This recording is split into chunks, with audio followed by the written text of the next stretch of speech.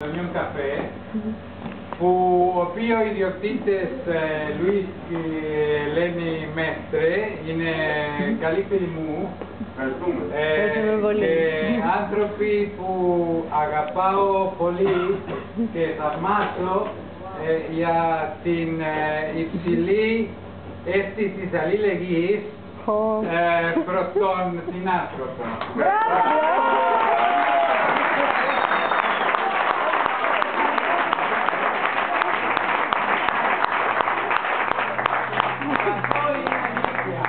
Είναι αλήθεια. Το πιστεύω πραγματικά.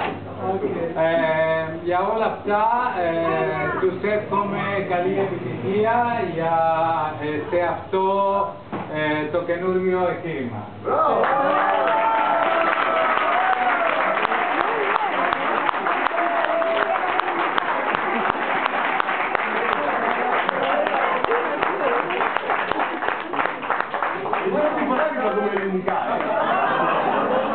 Yo te iba a decir, no quería matar.